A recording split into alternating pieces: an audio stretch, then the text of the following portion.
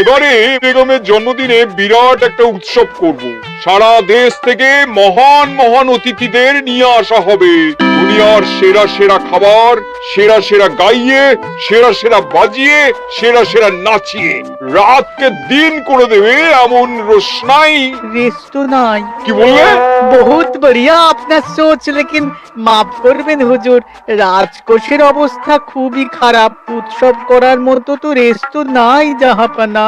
কোনো কথা শুনতে চাই না। আমি হলাম গিয়ে বাংলার নবাব। আমি আনন্দ হই হুল্লোড় করবো না তো কে আর করবে? একদম ঠিক জাহাপানা, কিন্তু কর বসিয়ে টাকা তোলো। সব কিছুতেই কর বসানো আছে জাহাপানা। হাসি কান্না ছাড়া আর কোনো কিছুতেই কর বসানো যে বাকি নেই। তার ওপরেই কর বসাও। হাসি কান্নার ওপর কর? না, শীতকাল আসছে, বসাও বসাও কর হাঁচির ওপর। হাতির ওপর কর? বসাও। ওরকম মুখ করে আছো কেন? যদি না পারো তো বলে দাও, আমি অন্য উজির নিয়োগ করব। আমি আজই ঘোষণা করে দিচ্ছি, এবার থেকে হাতির ওপর কর দিতে হবে। হ্যাঁ, তো জানাব, এতে প্রজারা যদি ক্ষুব্ধ হয়? আরে বাবা, প্রজাদের কাজই তো মাঝে মাঝে ক্ষুব্ধ হওয়া। তা ঠিক হুজুর। আমাকে কদর করে এমন কিছু সন্ডা আছে, তাদেরকে কাজে লাগাতে হবে। বহুত খুব জাহাপানা। তাহলে হাঁচি গোনার লোকের ব্যবস্থা করে নি। ওই সন্ডারাই হাঁচি গুনবে। ওদের স্বেচ্ছাসেবক হিসেবে নিয়োগ করো। বহুত খুব জাহাপানা। সব জায়গায় লোক পাঠাতে শুরু করো, তবে কৃষ্ণনগরে বেছে বেছে লোক পাঠাবে। আর মনে রেখো, ওখানে গোপাল আছে।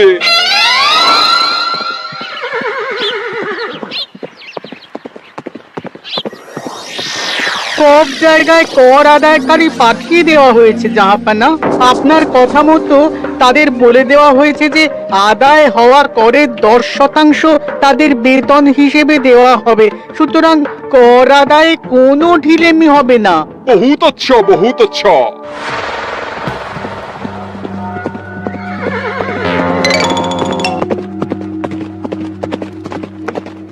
হ্যাঁ, তুমি ঠিক পড়েছো তো মন্ত্রী? হাঁচির উপরে কর? বলেন তো, আর একবার পড়ছি মহারাজ। আসলে এটা নবাবই মশকরা। আমাদের নবাব যে খুবই রসিক মানুষ তা তো আমরা দেখেছি। বারবার কৃষ্ণনগরের সঙ্গে রসিকতা করতে গিয়ে হাঁড়ি ফেটে রস একেবারে মাখামাখি হয়েছে, আর সারা গায়ে পিঁপড়ে ধরেছে। মস্করা নয়, একদম সত্যি কথা। হাঁচির উপরে কর বসানো হয়েছে, আর আমরা হলাম নবাবের খাস হাঁচি গোনার দল। আমরা এই কৃষ্ণনগরে থিতু হয়ে বসলাম বটে। এবারে হাঁচি গুনবো আর মোহর আদায় করব। গোপাল, তুমি কি বলো? সর্দার, তোমাদের এখানে আসা একেবারেই লোকসান হয়েছে। কেন মশাই? আচ্ছা, আপনি গোপাল? না না, আপনার কোনো কথাই শুনবো না। আমাদের কই কই করে বলে দেওয়া হয়েছে, গোপাল হইতে সাবধান। সর্দার, আমি তোমাকে সাবধান হতেই বলছিলাম। হাঁচি ধরতে গেলে তোমাদের খুব সতর্ক থাকতে হবে, কারণ এই কৃষ্ণনগরের বাসিন্দাদের শরীর স্বাস্থ্য এত ভালো যে এখানে কেউ হাঁচে না, কাশে না, ঢেকুর তোলে না, ইয়ে করে না। বলেন কি মশাই? এটা তো নবাবকে জানাতে হচ্ছে। যাও যাও, এক্ষুনি মুর্শিদাবাদে ফিরে গিয়ে নবাবকে জানাও। ওরে, কেউ এদের যাওয়ার ব্যবস্থা করে দে। ওই তো হেঁচেছে। হাঁচি এক, পুরো এক মোহর। হাঁচি দুই, দুই মোহর। আরে, এটা তো হাঁচির বাচ্চা, এটা তো ধরলে চলবে না। কেন? হাঁচি হলেই তো হলো। কি করব সর্দার? লিখবো? দেখ, একবার গুনে যখন ফেলেছি পুরো ছাড়তে পারবো না। আধমোহর লেখ। এটা কাশি, কাশিতে কোনো করের কথা নেই। লেখ লেখ লেখ লেখ লেখ। হাঁচি তিন, পুরো এক মোহর। হাঁচি চার,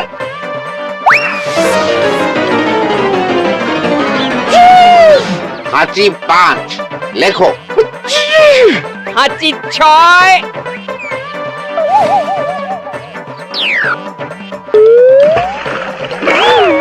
যা। যা কি রে, শুনেছিলাম কৃষ্ণনগরের মন্ত্রীটা মাথা মোটা, প্রমাণ হয়ে গেল। জল থেকে উঠবে যখন ঠান্ডা লেগে হাঁচি তো আরো বাড়বে। জলে বুড়বুড়ি উঠছে, বেটা জলের তলায় তলায় হাঁটছে, হাঁচি সাত।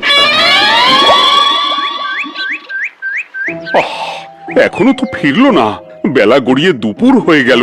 ভাববেন না রাজামশাই, আমরা যারা যারা এখানে এসেছি সবাই ধড়িবাজ লোক, মন্ত্রীর হাঁচি নিংড়ে নিয়ে ফিরবে। ছি ছি ছি ছি ছি ছি ছি ছি ছি। কি হলো গোপাল? আমরা কৃষ্ণনগরের প্রবাদ প্রতিম আতিথেয়তার অসম্মান করেছি মহারাজ। কেন? কিভাবে? কখন? এখন মহারাজ, এখন এনারা সেই সুদূর মুর্শিদাবাদ থেকে এসেছেন, আর আমরা এতক্ষণ শুধু অন্য কথাই বলে চলেছি, এনাদের আপ্যায়নের ব্যবস্থা করিনি। তাই তো। মহারাজ, আপনি ব্যস্ত হবেন না। এই কে আছো? শোনো, এদের রাজ অতিথিশালাতে থাকার বিশেষ ব্যবস্থা করো। এদের খাবার যাবে মহারাজের পাকশাল থেকে। এদের সব সুবিধে অসুবিধে দেখার জন্য দাস দাসী নিযুক্ত থাকবে। চলো চলো। আরে দাঁড়াও সর্দার। হ্যাঁ বলুন। তোমাদের তো আবার গোপালের কথা শোনা বারণ। আমার ব্যবস্থায় বোধহয় তোমরা থাকবে না। বাদ দিন তো, আসলে ভয় ছিল আপনার বুদ্ধিকে, আর ভয় নেই। কেমন আগু পিছু বিচার না করেই বলে ফেললেন এখানে কেউ হাঁচে না। বুঝে গেছি, আসলে গোপাল হলো গল্প। চলো চলো, ও বড্ড খিদে পেয়েছে। প্রহরী, এই সর্দারের দলের বাকি লোকগুলো এলে এদেরকেও অতিথিশালায় নিয়ে যেও। হ্যাঁ, আচ্ছা। এ কি গোপাল, এই রক্তচোষাগুলোর জন্য তুমি রাজনিবাস আর রাজভোগের ব্যবস্থা করে দিলে? গোপাল কার পক্ষে মহারাজ? এতক্ষণ গোপালের সব কাজ তো কৃষ্ণনগরের বিপক্ষে গেল। বটেই তো, আমি মনে মনে গণনা করে দেখলাম গোপালের শুল যোগ শুরু হয়েছে। আগামী 1 যুগ ধরে গোপাল যেখানে থাকবে সেখানে রাহুর প্রকোপে দুঃখ দারিদ্র মহামারী একসঙ্গে এসে ধরা পড়বে। মহারাজ, গোপাল কখনো কৃষ্ণনগরের খারাপ ভাবেনি। সে যখন ওই রক্তচোষাদের রাজভোগে রাখার ব্যবস্থা করেছে, তখন বুঝতে হবে এর মধ্যে একটা ঘোরতর পেঁচ আছে। গোপালই তাহলে বলুক, কি পেঁচ? মহারাজ, মানুষ বিলাসের সুযোগ পেলে কাজ ভুলে বিলাসেই ডুবে থাকে। কত সম্রাট মহাসম্রাট বিলাসিতায় ডুবে কত সাম্রাজ্য মহাসাম্রাজ্য ভেঙে টুকরো করেছে।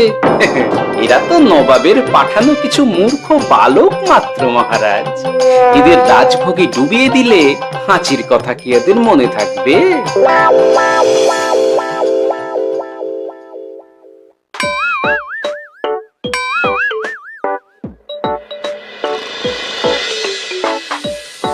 কি ব্যবস্থাপনা সব ঠিক আছে তো? হ্যাঁ হ্যাঁ, খাসা ব্যবস্থা হয়েছে। আপনারা আমাদের অতিথি বলে কথা, আরাম করুন।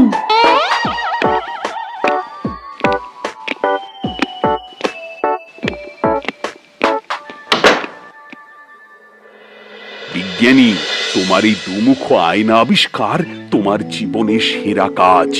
একদিক দিয়ে আয়না, অন্য দিক দিয়ে কাঁচ। কেউ জানতেই পারবে না যে তার উপর নজর রাখা হচ্ছে। অনবদ্য অনবদ্য। মহারাজের জয় হোক। কিন্তু মহারাজ, এই কৃতিত্বের মূল ভাগীদার আমাদের মন্ত্রী। এই কি? হ্যাঁ মহারাজ, মন্ত্রীর দুমুখ কাজকর্ম দেখেই দুমুখ আয়নার কথা আমার মাথায় আসে। মুখ সামলে কথা বলো বিজ্ঞানী। ওরা শুনতে পাচ্ছে। যা চেঁচালেন 20 ইঞ্চির দেওয়াল ভেদ করে ওদিকে চলে যাবে কথা। এই কে যেন কাকে মুখ সামলে কথা বলতে বললো? ওই বাইরে কেউ বলেছে। এই তোমরা সবাই শোনো, অতিথিদের যেন আদর যত্নের ত্রুটি না হয়। আমি আর যাই, কাল সকালে আসবো, কেমন? গোপালকে নিয়ে নবাব আর উজির যেমন ভয় দেখিয়ে দিয়েছিল, গোপাল কিন্তু সেরকম নয়। এই তোরা কি বলিস? না না না না না না, গোপাল একটু ওই হাবা গোবা আছে দাদা। দেখো দেখি কেমন বুক পেতে দিয়েছে, এবার ওদেরই বুকে বসে ওদেরই দাড়ি ওপড়াবো। গোপালের জবাব নেই, ঠিক সামলে দিল। মহারাজ, এই প্যাঁচটা আমার মাথাতেই এসেছিল, কিন্তু ওই যে নাকে মাছি ঢুকে গিয়েই সব বরবাদ হয়ে গেল। মহারাজ, এই পরিকল্পনা যদি মন্ত্রীর মাথাতে আগে এসে থাকে, তাহলে এদের মন্ত্রী আমার চেয়ে ভালো করে সামলাতে পারবেন মহারাজ। বটেই তো, এই দায়িত্ব আমি নিলাম মহারাজ।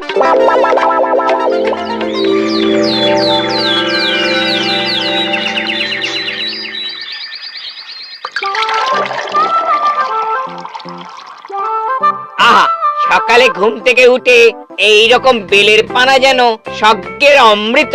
আছে আছে, আরো আছে। পানীয়, খাদ্য, আরাম, আয়েশ যত চাও তত পাবে। এ কি, আপনি গোপাল কোথায়? মহারাজ বিবেচনা করে দেখেছেন যে মহামান্য অতিথিদের পরিচর্যার ভার গোপালের মতো একজন ভাঁড়ের পক্ষে বহন করা সম্ভব নয়, তাই এই দায়িত্ব আমাকে দেওয়া হয়েছে। কিন্তু কোনো কিন্তু নেই সর্দার, আমি যে খানা পিনা নাচা গানা আমোদ আহ্লাদের ব্যবস্থা করেছি দেখে তুমি চমকে যাবে। দেখা নয় বিজ্ঞানী, এবার শুধু কাজের সময়।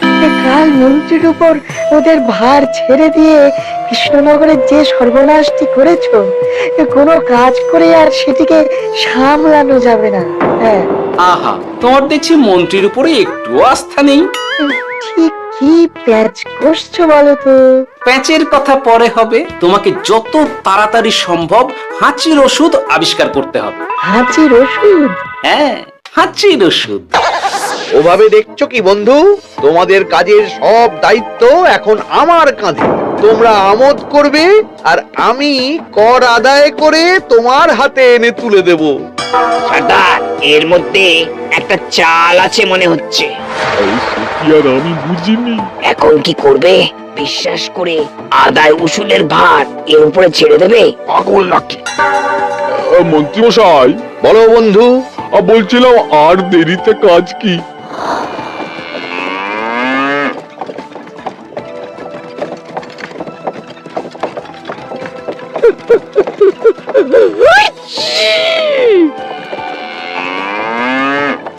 মন্ত্রী, লেখো হাঁচি এক। ওহে, তোমার নাম কি? মন্ত্রেশ্বর হুজুরি আগে। লিখুন মন্ত্রী মশাই, নাম লিখুন। ওহে মন্তেশ্বর, হাঁচি কর, এক মোহর ছাড়ো দেখিনি। হাঁচি দুই। আরে যাও, দৌড়ে গিয়ে দু মোহর আদায় করে আনো। ওরে, তোরা সব কৃষ্ণনগরের কোণে কোণে ছড়িয়ে পড় দেখি, একটা হাঁচিও যেন বাদ না পড়ে। হ্যাঁ,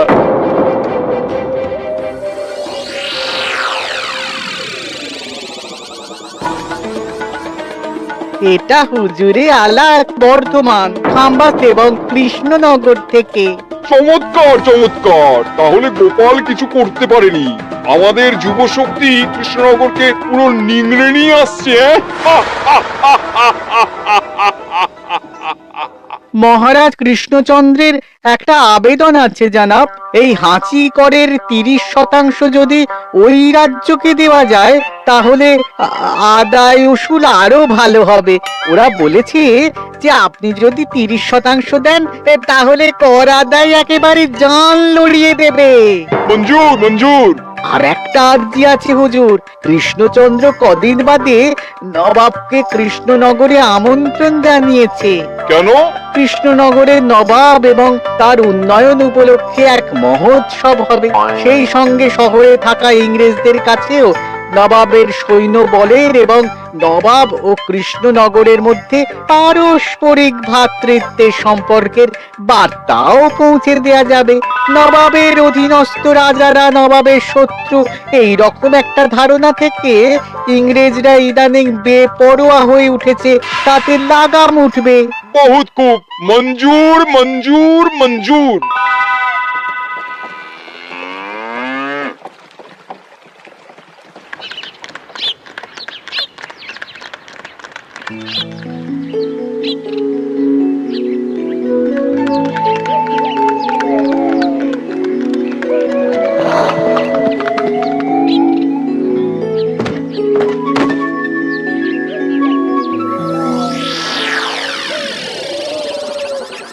কি ব্যাপার গোপাল? জাহাপনা, বলুন কি খিদমত করব? আমি যা বলবো তাই করবে। অবশ্যই জাহাপনা। কি আবার উজির, তুমি সাক্ষী, মহারাজ কৃষ্ণচন্দ্র আপনিও সাক্ষী। গোপাল আমাকে কথা দিয়েছে আমি যা চাইবো তাই করবে। গোপাল, তুমি আমার সঙ্গে মুর্শিদাবাদ যাবে। এখন থেকে আমার দরবারের বিদূষক হিসেবে থাকবে, কেমন? ওরে ওরে ওরে ওরে ওরে, তোরা বাজনা বাজা। এখন থেকে গোপাল আর কৃষ্ণনগরের নয়, গোপাল মুর্শিদাবাদের। চলছে বাজা।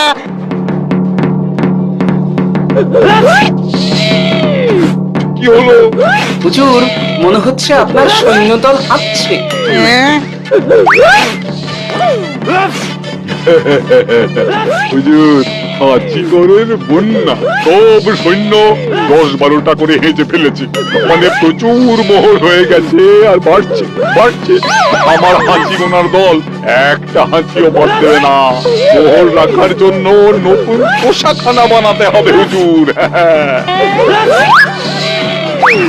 সর্দার, আমাদের হাঁচিগুলো কি খুলবো? নিশ্চয়, একটা হাঁচিও যেন বাদ না পড়ে। চলুন হুজুর, আমরা এখানে দাঁড়িয়ে থেকে আর কি করব? ওরা হাঁচুক আর হাঁচি গুনুক। চলুন নবাব বাহাদুর, আপনার জন্য কৃষ্ণনগরের রাজাবৃদ্ধ অপেক্ষা করছে। হুজুর, আমার মনে হয় আমাদের কৃষ্ণনগরে এখন আর দেরি করা উচিত হবে না। আমরা সোজা শহরের দিকে রওনা হয়ে যাই। শহরের ইংরেজদের শিক্ষা দিয়ে ফেরার পথে আমরা কৃষ্ণনগরে আতিথ্য গ্রহণ করব। সে কি? মহারাজ, নবাবের মতো কর্তব্যপরায়ণ ইনসানকে তার কর্তব্য পালনে বাধা দেবেন না। আমরা ওনার শহর থেকে ফেরার অপেক্ষায় থাকবো। ঠিক, আমার এক্ষুনি শহরে যাওয়ার দরকার। ইংরেজরা সব নিয়ম কানুন ভেঙে চুরে যা ইচ্ছে তাই করতে আরম্ভ করেছে। উচিত সৈন্যদের ডাক দাও, চলো রওনা হই। কিন্তু জাহাপনা, আপনার সৈন্যদের থেকে পাওনা মোহরগুলো এতক্ষণে যা হেঁচেছে, লাখখানেক মোহর তো হয়েই গেছে। ওটা আমরা নিজেদের মধ্যে বুঝে নেব। কিন্তু ওই করের 30% যে কৃষ্ণনগরের পাওনা। পেয়ে যাবে। শহর থেকে ফিরি। আরেকটা কথা, হাঁচি কর ব্যবস্থা এখন থেকে উঠে গেল।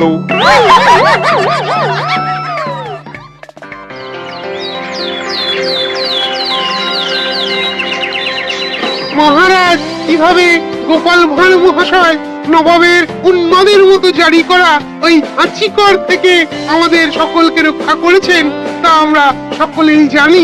সমাজের তরফ থেকে তাই গোপালকে সামান্য উপহার।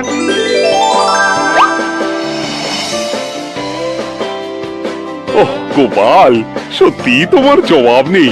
কিছুই হতো না যদি না বিজ্ঞানী ওই হাঁচি চূর্ণ আবিষ্কার করত। এই উপহারের অর্ধেক কিন্তু বিজ্ঞানী। সবই তো বুঝলাম, নবাবকে সৈন্য সহ নিমন্ত্রণ থেকে সৈন্যদলকে হাঁচি চূর্ণ মাখানো চাঁদোয়ার তলায় ঢোকানো পর্যন্ত। কিন্তু চাঁদোয়া থেকে হাঁচি চূর্ণ ঝরে পড়লো কি করে, সেটাই তো বুঝলাম না। এটা তুমি বলো বিজ্ঞানী। শব্দে বাতাসে কম্পন তৈরি হয়। গোপালের হাততালিতে আমার ঘরের শাড়ি থেকে হাঁচির জন্য ঝরে পড়েছিল। এখানে চাঁদোয়া থেকে ঝরে পড়েছিল বাজনার শব্দে। কি ব্যাপার বিজ্ঞানী, তুমি এখন ছেলে খেলা করছো? হাঁচির ওষুধ হয়ে গেছে। হয়ে গেছে? মূল উপাদান তামাক, গোলমরিচ আর আলকুশির গুঁড়ো। কাজ হবে? হাততালি দাও। কাজ হলো। ব্যাপারটা কি হলো? ওই শাড়িটাতে হাঁচি চূর্ণ মাখানো আছে। তোমার হাততালির শব্দের কম্পনে ঝরে ঝরে পড়েছে। একবার নাকের কাছে এলে পিঁপড়ে থেকে পিশাচ হাঁচতেই হবে। হাঁচতে হবে।